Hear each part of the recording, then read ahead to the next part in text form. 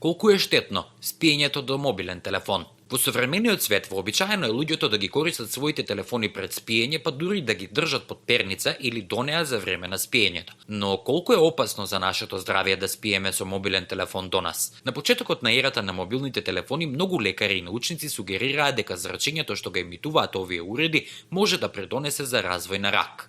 Сепак, докази за поддршка на оваа теорија никогаш не се пронајдени. Пред да излезат на пазарот, денешните паметни телефони се подложени на опсежно тестирање за да ги добијат потребните безбедносни сертификати. Во секој случај треба да се биде внимателен, особено навечер, сметаат експертите. Треба да се напомене дека штетата предизвикана од телефоните сѐ уште не е целосно проучена. Општо правило е да не спиете гушкајќи го, не ставајте го под перница или до кревет. Повеќето уреди имаат сертификати за изложеност на растојание од половина метар. На ова дистанца нивното влијание врз здравјето е минимално. Од таа причина се препорачува да не го држите телефонот близу до главата. Исто така, експертите препорачуваат употреба на бежични слушалки за да се избегне интензивен контакт на телефонот со главата.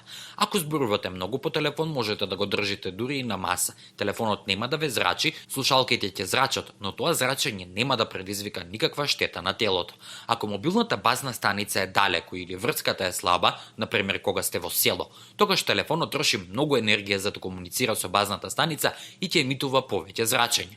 Експертите исто така потсетуваат дека е особено важно луѓето со пейсмейкер да не го држат телефонот премногу блиску, бидејќи мобилниот телефон може да предизвика електромагнетни пречки и да влијае на работата на срцевиот апарат.